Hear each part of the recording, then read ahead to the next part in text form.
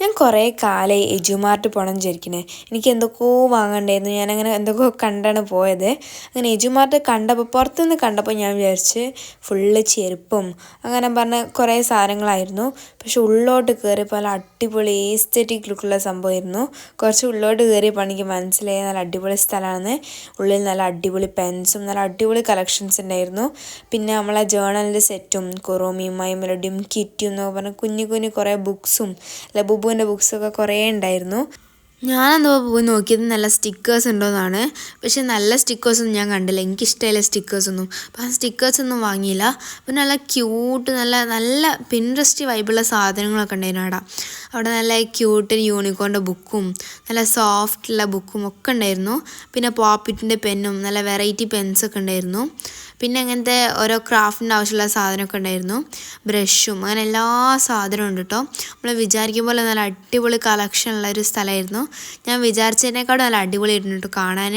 അപ്പോൾ ഞാൻ ഇങ്ങനത്തെ സാധനങ്ങളൊക്കെയാണ് ഞാൻ വാങ്ങിയത്. അപ്പം ഞാൻ ബ്രഷ് പെന്ന് വാങ്ങിയിരുന്നു. എൻ്റെ കയ്യിൽ പേസ്റ്റൽ ബ്രഷ് പെന്നായിരുന്നു ഉള്ളത്. അപ്പം ഞാൻ ബ്രഷ് പെന്ന് വാങ്ങിയിരുന്നു. പിന്നെ അങ്ങനത്തെ സിസേഴ്സ് കണ്ടപ്പോൾ വാങ്ങി. ഈ സിസേഴ്സ് വെച്ചാൽ നമുക്ക് പല ഷേപ്പിൽ കട്ട് ചെയ്യാൻ പറ്റും. മറ്റ് സദാ സിസറാണല്ലോ, ഇത് നല്ല വെറൈറ്റി സിസർ ഞാൻ വാങ്ങിയിരുന്നു.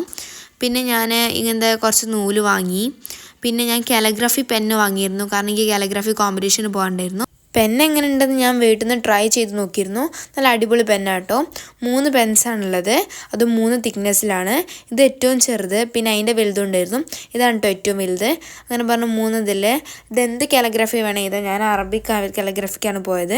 പിന്നെ ഞാൻ നല്ല അടിപൊളി ക്യൂട്ട് ബുക്സ് വാങ്ങിയിരുന്നു.